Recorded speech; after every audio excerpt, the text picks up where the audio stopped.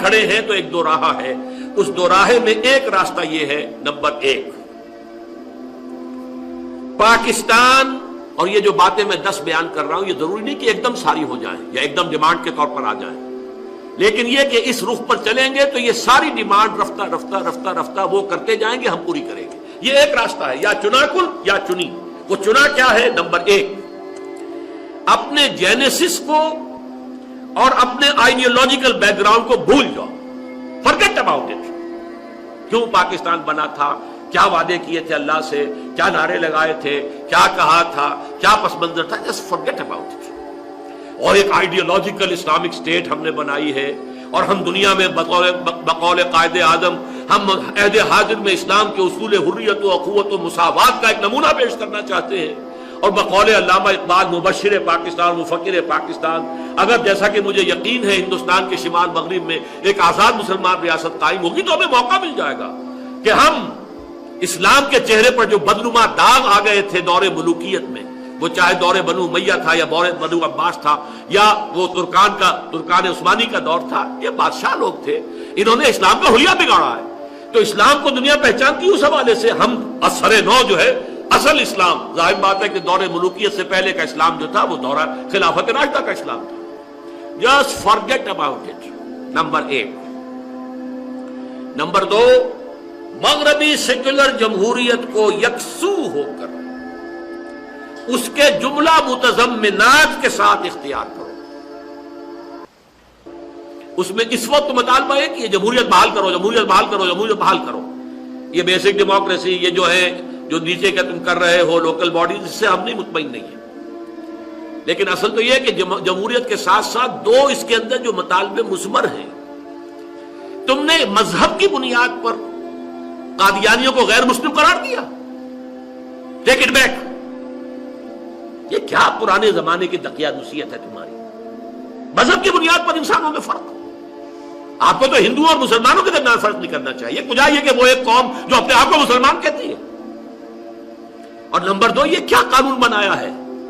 یہ قانون تحفظ ناموس رسالت، توہین رسالت کا قانون، غالباً 295C ہے۔ یہ کیا ہے؟ لبرلزم کا دور ہے، ہر شخص کو کہنے کا حق ہے۔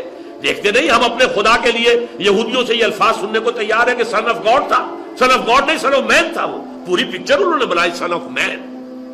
سن آف گاڈ کہاں کہتے تم اس کو؟ Son of man. اور مین کا بھی جو بیٹا جو ہے وہ حرامی طریقے پر ہے، جوزف کا بیٹا ہے، اور جوزف جو ہے کارپینٹر، اس سے اس کی شادی ابھی نہیں ہوئی تھی مریم کی سلام علیہا، وداعی نہیں ہوئی تھی، رشتہ تھا صرف۔ یہ باتیں ہم برداشت کرتے ہیں، حالانکہ ہمارے نزدیک وہ خدا کا بیٹا ہے، ہم جھیلتے ہیں کہ نہیں؟ تو سلمان رشدی نے اگر کچھ کر دی بکواس تو تمہیں اتنی تکلیف کیوں ہے؟ پوری مغربی دنیا سلمان رشدی کی پشت پر آ گئی، پورے جو ہے پورے پلین لورڈز اس کی کتاب کے سیکنک ورسز کے جو ہے پورے ہوائی جہاز بڑھ کر دنیا میں گئے کتابوں کے، اور ہم سے کہا گیا یہ تم نے کیسے قانون بنا دیا؟ آپ کو معلوم ہے یہ قانون توہین رسالت کے اوپر پوپ صاحب بھی بولے ہیں، صدر صاحب بھی بولے ہیں امریکہ کے، پوری دنیا جو ہے اس کے پیچھے۔ تو جمہوریت جو سیکولر جمہوریت کے تقاضوں کو اس کے جملہ متضمنات کے ساتھ جو ہے وہ تسلیم کرو۔ نمبر 3 کشمیر کو بھول جاؤ، فرگٹ اباؤٹ کشمیر۔ بلکہ اگر میں ترجمانی ذرا اپنے الفاظ میں کر رہا ہوں، اب تو اگر بھارت لائن آف کنٹرول کو مستقل سرحد ماننے پر تیار ہو جائے تو بہت غنیمت سمجھنا۔ کبھی ایک دور تھا جب بھارت کہتا تھا یہ اور تم نہیں مانے، اب تو بھارت اس کو بھی نہیں مانے گا۔ وہ تلا ہوا حملہ کرنے پر آزاد کشمیر پر، آپ نے سردار عبدالقیوم کا بیان پڑھ ہی لیا ہوگا، پوری تیاری ہے۔ اور جس طریقے سے کہ آج بیان آیا ہے، آج کی سرخی تھی نوائب کی، اب مسئلہ کشمیر کا نہیں پاکستان کا ہے۔ کہاں کشمیر کی باتیں کرتے ہو؟ آپ پاکستان کی خیر بناؤ۔ آپ کو معلوم ہے جب آیا تھا لاہور واجپئی تو کہیں نواز شریف صاحب نے اپنے اسی خلوص و اخلاص میں کہیں کہہ دیا، اور سمجھتا تھا کہ شاید یہ بھی ریسیپروکیٹ کرے گا، کچھ نہ کوئی بات اچھی کہے گا، کہ کشمیر کے بغیر پاکستان نامکمل ہے۔ فوراً جواب ملا ہے پاکستان کے بغیر بھارت نامکمل ہے۔ یہ جواب تھا واجپئی کا، دوستی کی ہائٹ پر، وہ تو دوستی کا وقت تھا نا، انتہائی دوستی کی ہائٹ پر بھی یہ شے تھی جو اس کے دل کے اندر سے تھی، وہ باہر آئی ہے۔ نمبر 4، اپنا یہ نیوکلیئر پروگرام رول بیک کرو، ختم کرو، سی ٹی بی ٹی پر فوراً دستخط کرو۔ کہاں تمہارے دماغ میں خناس آیا ہے؟ تم نیوکلیئر پاور بننا چاہتے ہو؟ کھانے کو تمہارے پاس دانے نہیں ہے، معیشت کا تمہارا دیوالا نکل چکا ہے۔ دیوالا تو تم ہو چکے ہو، یہ تو ہم نے تمہیں کچھ سپورٹ دے کر، جیسے لائف سپورٹس ہوتی ہیں، کوئی مریض پڑا ہوا ہے، اس کی اصل موت تو واقع ہو چکی ہے، لیکن لگا رکھی ہے نلکیاں، کوئی پیس میکر بھی لگا ہوا ہے دل کے اندر بھی، وہ بھی اس کو دھکے دے دے کر چلا رہا ہے، اور کوئی آکسیجن بھی لگی ہوئی ہے۔ اس طرح کا تو تمہارا معاملہ ہے۔ نمبر 5، جہادی تنظیموں کو کچل ڈالو۔ ہماری ابھی تک کی جو حکومت ہے اس نے ذرا ڈٹ کر باتیں کی تھیں، ٹھیک کہہ رہا ہوں، اب کیا کریں گے یہ تو دیکھا جائے گا، ٹو بی سین، کہ یہ تو خود تم نے پیدا کی ہے، تم نے افغان جہاد کے اندر یہ جہادی تحریکیں برپا کی ہے، تو ان کو تم نے دودھ پلا کے جو ہے اس کو پروان چڑھایا، لیکن یہ اب کیا ہوگا یہ میں کچھ نہیں کہہ سکتا، کہنا چاہتا نہیں، اس لیے کہ ہم نے یہ طے کیا ہوا ہے اور کمٹمنٹ دی ہوئی ہے کہ ہم اپنے اجتماعات میں کوئی سیاسی بات نہیں کریں گے، وقتی سیاست ہے اس پر بحث نہیں کریں گے۔ نمبر 6، طالبان سے تمام روابط ختم کرو، اس کے گھیراؤ کو جو ہم نے اسکیم بنائی ہوئی ہے اس کے اندر ہمارا ساتھ دو، اسامہ ابن لادن کو پکڑنے میں ہمارا ذریعہ بنو۔ نمبر 7، جیسا کہ میں نے کہا تھا یہ چیزیں ایک دم نہیں آئیں گی، لیکن یہ ایک راستہ ہے، دو راہ ہے، ادھر جائیں گے تو 1 میل 2 میل 3 میل 4 میل آگے آتے جائیں گے نا، یہ سنگھائے میل ہیں اس ایک راستے کے۔ نمبر 7، دینی مدارس پر کریک ڈاؤن کرو، اول تو انہیں ختم کرو۔ علیحدہ دینی مدارس کہاں ہیں؟ ترکی میں ہے، سعودی عرب میں ہے، یہ آزاد دینی مدارس جماعتی دارت سارے حکومت کے تحت ہونے چاہیے، اور یہ خطیب حضرات جو چاہتے ہیں منہ میں آتا کہہ دیتے ہیں، یہ جمعے کے خطبے ہو رہے ہیں، کنٹرول کرو انہیں۔ کیا ترکی میں کوئی خطیب جو چاہے تقریر کر سکتا ہے؟ کیا سعودی عرب میں کوئی خطیب جو ہے جو اپنے جی میں آئے بیان کر سکتا ہے؟ تو مدارس بھی ختم کرو، دینی تعلیمات کو شامل کر لو اپنی کالجوں میں، یونیورسٹیوں کے اندر جو بھی ہے، اسلامیات تم نے رکھا ہوا کچھ اور رکھ لو، ایک شریعت کالج علیحدہ بنا لو، ایک خاص حد سے آگے جا کر، جیسے سعودی عرب میں ہائی اسکول کی تعلیم بالکل مشترکہ ہے، تمام علوم جدید بھی اور قدیم بھی اس میں پڑھائے جا رہے ہیں، دین کی بھی تعلیم آتی ہے۔ اس کے بعد یہ کلیت الشریعہ ہے، یہ کلیت اصول الدین ہے، یہ کلیہ فلاں طب کا ہے، یہ کلیہ جو ہے ہندسے کا ہے، انجینئرنگ کا، کلیات میں چلے جاؤ۔ لیکن یہ شکل جو دینی مدارس کی ہے، جو پاکستان اور ایران میں خاص ہے، صرف 2 دنیا کے یہ مسلمان ممالک ہیں، مجھے اور ہو سکتا ہے کسی اور جگہ بھی ہو لیکن میرے علم میں نہیں، جہاں دینی مدارس آزاد ہیں۔ انگریز کے دور میں بھی، جب انگریز کی جو ہے ایک طرح کی تھوڑی سی حکومت ہی کہہ لیجئے کہ ایران کے اوپر بھی تھی، اگرچہ ڈائریکٹ رول کبھی نہیں کیا انگریز نے ایران کو، وہاں اس وقت بھی ان کے دینی ادارے بالکل انٹیکٹ رہے۔ اسی طرح ہندوستان کے اندر بھی دینی ادارہ دیوبند یہ اپنی جگہ پر انٹیکٹ رہے، چلتے رہے، اور اب بھی وہ آزاد ہے، یہاں بھی آزاد ہے، لیکن انہیں ختم کرو۔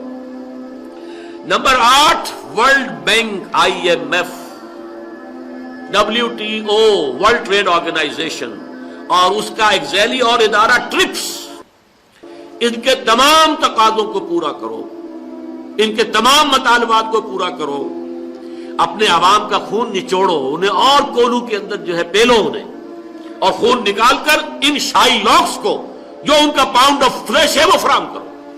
یہ ٹرپس جو ہے آپ نے بھی شاید پہلے ہی سنا ہو، آج میرے علم میں بھی حال ہی میں یہ بات آئی ہے کہ یہ ایک اور ذیلی معاہدہ ہے WTO کا، اور وہ ذیلی معاہدہ یہ ہے کہ دنیا میں بیج جو ہیں ان کی ڈسٹریبیوشن کا کام صرف جو ملٹی نیشنلز ہیں ان کے ذریعے ہوگا، کوئی ملک یا اس کے شہری، اس کے کاشتکار اپنے پاس بیج نہیں رکھ سکیں گے، قانوناً جرم ہوگا۔ اور اس کی وجہ کیا ہے؟ وہ یہ کہتے ہیں کہ ہم نے جو یہ مختلف اجناس ہیں ان کے اندر جینیٹک جو ڈیولپمنٹ کی ہے، جس سے کہ نئی نئی اجناس کی شکلیں پیدا ہوئی ہیں، جس سے پیداوار زیادہ ہوتی ہے، یہ تو ہے، صحیح ہے، یہ ہم نے ریسرچ کی ہے، بہت اس میں پیسہ خرچ کیا ہے، تو اس کا جو اب ادارہ قائم ہو رہا ہے وہ کیا ہے؟ یہ ٹرپس کیا ہے؟ یہ ہے trader related intellectual property rights, trade oriented related TRIPS, intellectual جو ہم نے کام کیا ہوا ہے، یہ بیج جو ہے ہم نے ڈیولپ کیے ہیں، لہذا اس کے اوپر ہمیں نفع ملنا چاہیے. ہم صرف ڈیل کریں گے. کوئی ملک جو WTO کے تحت آ جائے گا وہ اپنا بیج پیدا نہیں کر سکے گا, نہ کوئی کاشتکار اپنے پاس بیج رکھ سکے گا. یہ ہے جس کے خلاف ایک تحریک بھی ہمارے ملک میں چلی ہے. یہ دنیا اسلام بیداری کونسل کے نام سے اس میں انہوں نے تحریک بھی کی ہے اور پشاور میں کوئی سیمینار بھی کیا ہے. یہ چوتھا ادارہ ہے جو یہ گلوبلائزیشن, یہ جس کو میں نے ایک مرتبہ تقریر کی تھی تو کہا تھا گلوبلائزیشن, اور یہ دنیا میں کہا جا رہا ہے یہ گلوبلائزیشن ہے کہ پوری دنیا کی معیشت کو ہڑپ کر جائیں, باقی صرف رہ جائیں ہمارے رحم و کرم پر. ہماری ملٹی نیشنلز ہوں گی, انہی کی حکومتیں ہوں گی, انہی کے ملازم ہوں گے. عام آدمی جو ہوگا پاکستان کا, ہندوستان کا, کہیں اور کا, وہ ورکر ہوگا, اسے تو سبسسٹنس لیول دیں گے. باقی کچھ ان میں ذہین جو ہوں گے انہیں مینیجرز بنا لیں گے, ایگزیکٹوز میں لے آئیں گے, انہیں لاکھوں کی تنخواہ بھی دے دیں گے. لیکن یہ ہے کہ بہرحال ان سے خرچ بھی سارا کرا لیں گے اور وہ کنزیومرزم کے تحت وہ واپس بھی ہم لے لیں گے. بس یہ نظام ہوگا پوری دنیا کے اندر. آزادی, ٹریڈ آزادی ختم. آزادی اس کی ختم کہ آپ امپورٹ کے اوپر کوئی قدغن لگا سکے, کوئی امپورٹ جو ہے اس کے اوپر ٹیکس لگا سکے, کوئی اپنی لوکل انڈسٹری کو پروٹیکٹ ختم نہیں کر سکتے, بالکل نہیں کر سکتے. آپ کو سارے اپنے دروازے کھول دینے ہوں گے ہمارے ملٹی نیشنلز کے لیے. اور یہاں تک کہ اب تو زراعت پر میں آ گیا, ٹریڈ اور جو ہے انڈسٹری اس کا معاملہ تو دور رہا, WTO جو ہے, لیکن یہ جو ٹرپس ہے اس نے تو گویا کہ زراعت کو بھی پورے طور پر شکنجے میں لینے کے لیے کہ یہ ہمارے جو ہے پروپرائٹری رائٹس ہیں, ہم نے ڈیولپ کیے ہیں یہ بیج, لہذا ان سے ہمیں نفع ہونا چاہیے. صرف ہم جو ہے سپلائی کریں گے اور بیچیں گے اور کوئی ملک یہ کام نہیں کر سکے گا. یہ ہے جو اس وقت پوری دنیا میں ہو رہا ہے.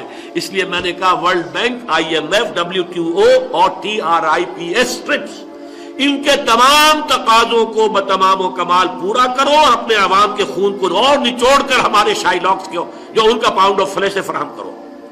نمبر 9, بھارت کو سیدھے سیدھے ریجنل سپر پاور کی حیثیت سے تسلیم کرو, اس کے سامنے سر جھکاؤ